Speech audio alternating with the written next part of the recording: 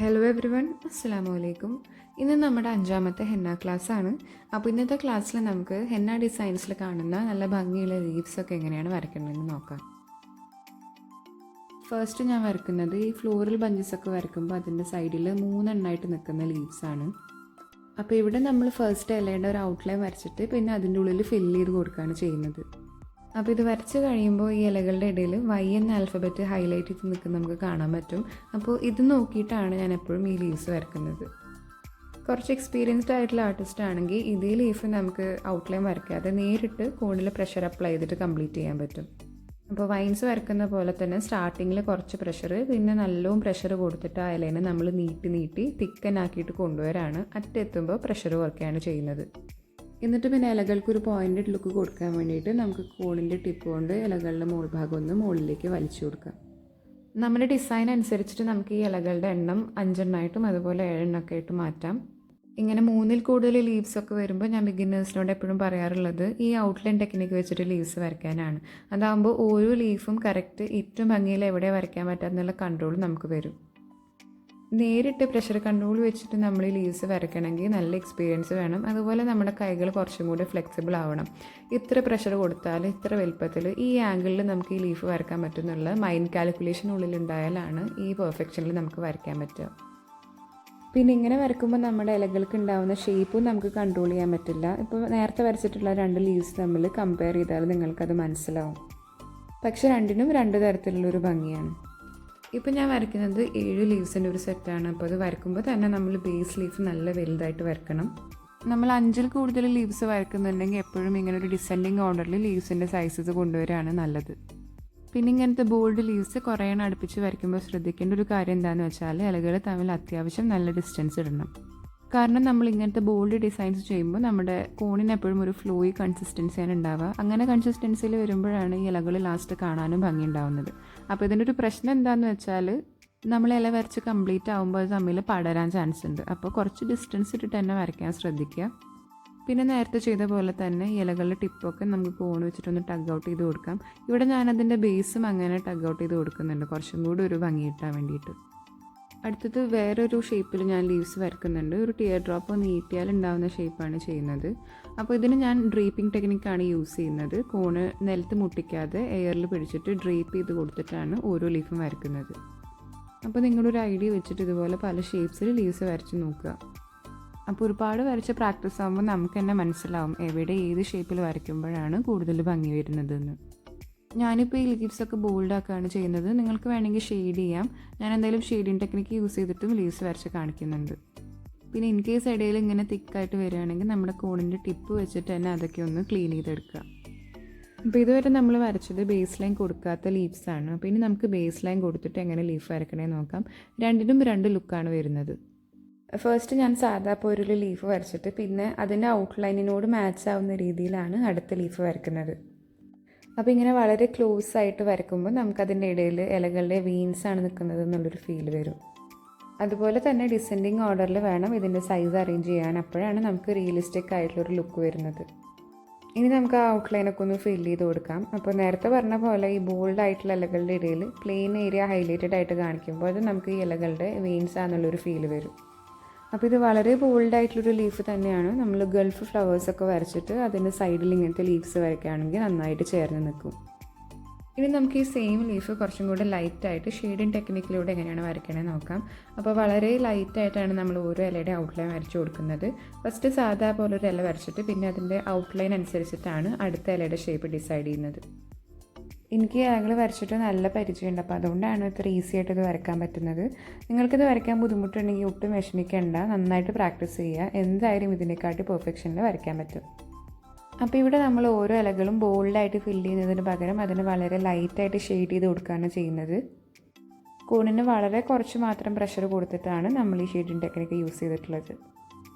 ഇതിൻ്റെ ലീവ്സ് വളരെ ലൈറ്റായിട്ടുള്ള കാരണം അതിനൊരു കോൺട്രാസ്റ്റ് വരണമെങ്കിൽ അതിൻ്റെ ബേസ് ലൈൻ നല്ല ബോൾഡായിരിക്കണം. അപ്പോൾ അതുകൊണ്ട് നമ്മൾ ഓൾറെഡി 2 ലൈൻ വെച്ചിട്ടാണ് ബേസ് ലൈൻ വരച്ചിട്ടുള്ളത്. എന്നിട്ട് നമുക്കതൊന്ന് ഫില്ല് ചെയ്ത് കൊടുക്കാം. ഇനി നമുക്ക് ഈ 2 ടെക്നിക്കും കമ്പൈൻ ചെയ്തിട്ടൊരു ലീഫ് വരച്ചാൽ എങ്ങനെ ഉണ്ടാവും നോക്കാം. അപ്പോൾ ബേസ് ലൈൻ്റെ ഒരു സൈഡിൽ നമ്മൾ ബോൾഡായിട്ടുള്ള ലീവ്സാണ് വരച്ചു കൊടുക്കുന്നത്. അതിൻ്റെ ഓപ്പോസിറ്റ് സൈഡിൽ ഇതുപോലെ ലൈറ്റായിട്ട് ഷെയ്ഡിങ് കൊടുക്കുകയാണ് ചെയ്യുന്നത്.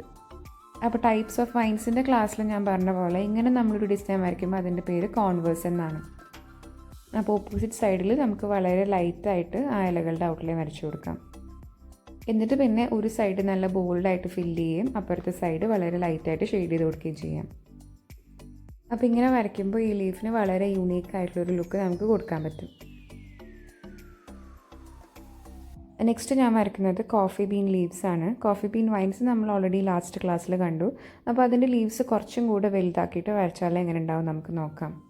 ഇത് നമ്മൾ ഫസ്റ്റ് വരച്ച പോലെ ഫ്ലോറൽ ബഞ്ചസിൻ്റെ ഒക്കെ സൈഡിൽ 3 വരയ്ക്കുമ്പോഴാണ് കൂടുതൽ ഭംഗി തോന്നാറുള്ളത്.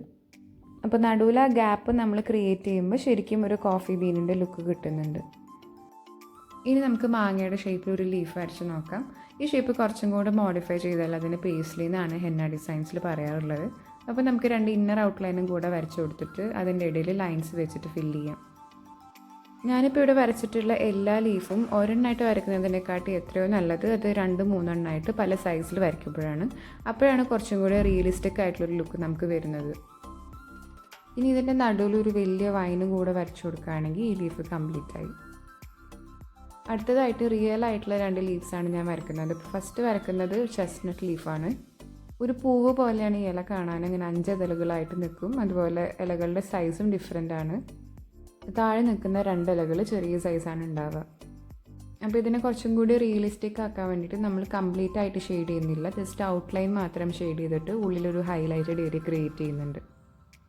ചില അറബിക് ഡിസൈൻസൊക്കെ വരയ്ക്കുകയാണെങ്കിൽ വേറെ ഫ്ലവേഴ്സൊന്നും ആഡ് ചെയ്യാണ്ട് തന്നെ ഈ ലീവ്സ് മാത്രം ആഡ് ചെയ്ത് കൊടുത്തിട്ട് നമുക്കൊരു ഡിസൈൻ ഉണ്ടാക്കാം. ഹെന്ന ഡിസൈൻസിൽ ഒരുപാട് ടൈപ്പ് ഷെയ്ഡിങ് ടെക്നിക്ക് ഉണ്ട്. ഞാനിപ്പോൾ ഇവിടെ സ്കംബ്ലിംഗ് ടൈപ്പിലാണ് ഷെയ്ഡ് ചെയ്ത് കൊടുക്കുന്നത്. കോണിന് വളരെ ലൈറ്റായിട്ടുള്ള പ്രഷർ കൊടുത്തിട്ട് ചെറിയ ചെറിയ സ്വേൾസ് ഇങ്ങനെ ആഡ് ചെയ്ത് കൊടുക്കുകയാണ് ചെയ്യുന്നത്. അടുത്തായിട്ട് ഞാൻ വരയ്ക്കുന്ന ഒരു മുന്തിരി വള്ളിയുടെ ഇലയാണ്. അപ്പോൾ ഒരു റിയലിസ്റ്റിക് ലുക്ക് കൊടുക്കാൻ വേണ്ടിയിട്ട് ഡിഫൈൻഡ് ആയിട്ടുള്ള ഔട്ട്ലൈൻ ആവരുത്, കുറച്ച് വേവി ആയിട്ട് വേണം ഇലയുടെ ഔട്ട്ലൈൻ വരച്ചു കൊടുക്കാൻ. ഇനി നമുക്കതിൻ്റെ വെയിൻസൊക്കെ ഒന്ന് ആഡ് ചെയ്ത് കൊടുക്കാം. അപ്പോൾ നടുവിൽ മാത്രം കുറച്ച് കട്ടിയിൽ വരച്ചിട്ട് പിന്നെ എല്ലായിടത്തൊക്കെ വളരെ ലൈറ്റായിട്ടാണ് വെയിൻസ് ആഡ് ചെയ്ത് കൊടുക്കുന്നത്. ഒരു പോയിന്റിൽ നിന്ന് 2 ഡൈവേർഷൻസ് വരുന്ന പോലെയാണ് നമ്മൾ വെയിൻസ് ആഡ് ചെയ്ത് കൊടുക്കുന്നത്. ഇപ്പോൾ നമ്മൾ ഹെന്ന ഡിസൈൻസിൻ്റെ ഇമേജ് ഗൂഗിളിലോ അല്ലെങ്കിൽ ഇൻസ്റ്റാഗ്രാമിലോ ഒക്കെ സെർച്ച് ചെയ്യുകയാണെങ്കിൽ പണ്ടത്തെ ആ ഒരു ട്രഡീഷണൽ ടച്ചൊക്കെ പോയിട്ട് ഒരുപാട് മോഡേണൈസേഷൻ വന്നിട്ടുണ്ട്. പണ്ടൊക്കെ ഹെന്ന ഡിസൈൻസിൽ നമ്മളെപ്പോഴും കണ്ടിരുന്നത് ഒരു പ്രത്യേക ഷേപ്പും അതുപോലെ കുറച്ച് കോമൺ ഫ്ലവേഴ്സൊക്കെയാണ്. പക്ഷെ ഇപ്പം അങ്ങനെയല്ല. ഓർഗാനിക് ഹെന്ന കൂൺസ് വന്നതോട് കൂടെ തന്നെ നമുക്ക് വളരെ ക്രിയേറ്റീവായിട്ട് വളരെ റിയലിസ്റ്റിക് ആയിട്ടുള്ള ഡിസൈൻസ് നമ്മൾ കാണാൻ തുടങ്ങിയിട്ടുണ്ട്. അപ്പോൾ അങ്ങനെയുള്ള ഡിസൈൻസ് വരയ്ക്കുമ്പോൾ ഇതുപോലെ ഒരുപാട് ഡീറ്റെയിലിംഗ് ഉള്ള ലീവ്സൊക്കെ വരച്ചാൽ നല്ല ഭംഗിയുണ്ടാവും കാണാൻ. അടുത്തതായിട്ട് വരയ്ക്കുന്നത് വളരെ ബേസിക് ആയിട്ടുള്ള ഒരു താമരയുടെ ഇലയാണ്. നമ്മളിപ്പോൾ റീസെൻ്റ് ആയിട്ടുള്ള ഇന്ത്യൻ ബ്രൈഡൽസിൻ്റെ ഡിസൈൻസ് ഒക്കെ നോക്കുകയാണെങ്കിൽ അതിൻ്റെ സ്റ്റാർട്ടിങ് എലമെൻ്റായിട്ട് താമര കാണാറുണ്ട്. അപ്പോൾ അങ്ങനത്തെ ഡിസൈൻസിൽ പൂവിൻ്റെ കൂടെ യോജിച്ച് പോകുന്ന ഒരു ഇലയാണിത്. അപ്പോൾ ഇതും വളരെ ബോൾഡായിട്ടുള്ളൊരു ലീഫാണ്. നമ്മൾ ഔട്ട്ലൈൻ വരച്ചിട്ട് പിന്നെ അതിൻ്റെ ഉള്ളിൽ ഫില്ല് ചെയ്ത് കൊടുക്കുകയാണ് ചെയ്യുന്നത്. വെയിനിൻ്റെ ഭാഗം നമ്മൾ പ്ലെയിൻ ആയിട്ടാണ് ഇടുന്നത്. അപ്പോൾ ഈ ബോൾഡായിട്ടുള്ള ലീഫിൻ്റെ ഇടയിൽ ആ വെയിന് നല്ല ഹൈലൈറ്റഡ് ആയിട്ട് നിൽക്കും. ബോൾഡായിട്ടുള്ള ഡിസൈൻ ആയ കാരണം അതെപ്പോഴും നമ്മൾ വരച്ചിട്ടുള്ള ഔട്ട്ലൈനിൻ്റെ ഉള്ളിൽ വളരെ പ്രിസൈസായിട്ട് നിൽക്കാൻ പ്രത്യേകം ശ്രദ്ധിക്കണം. ഇൻ കേസ് എന്തെങ്കിലും ഇംപെർഫെക്ഷൻസ് കാണുകയാണെങ്കിൽ നമുക്കത് ഒന്ന് ഔട്ട്ലൈൻ ചെയ്തിട്ട് കറക്റ്റ് ചെയ്ത് കൊടുക്കാം. നമ്മൾ ലാസ്റ്റ് വരയ്ക്കുന്നത് എപ്പോഴും കാണുന്ന ഒരു ടിപ്പിക്കൽ ലീഫാണ്. ഈ ഇല കൂടുതലും നമ്മൾ റോസാപ്പൂക്കൾ വരയ്ക്കുമ്പോൾ അതിൻ്റെ സൈഡിലായിട്ടാണ് കണ്ടിട്ടുള്ളത്. ഇതിൻ്റെ ഉള്ളിൽ നമ്മൾ വളരെ ഇൻട്രിക്കേറ്റ് ആയിട്ടുള്ള ലൈൻസ് വെച്ചിട്ടാണ് ഡീറ്റെയിലിംഗ് കൊടുക്കുന്നത്. അപ്പോൾ അതിന് ശേഷം അതിന് ഷെയ്ഡിങ് കൊടുക്കാൻ ബുദ്ധിമുട്ടാണ്. അപ്പോൾ ആദ്യം തന്നെ നമ്മൾ ഷെയ്ഡിങ് കൊടുത്തിട്ട് പിന്നീടാണ് ലൈൻസ് വെച്ചിട്ട് ഡീറ്റെയിലിംഗ് കൊടുക്കുന്നത്. അപ്പോൾ ഇങ്ങനെ ഷെയ്ഡ് ചെയ്തിട്ട് നമ്മളൊരു സെക്കൻഡ് ടോൺ ആഡ് ചെയ്ത് കൊടുത്തിട്ടുണ്ട്. ഇനി നമുക്ക് ഡ്രേപ്പിംഗ് ടെക്നിക്ക് യൂസ് ചെയ്തിട്ട് ലൈൻസ് ആഡ് ചെയ്ത് കൊടുക്കാം.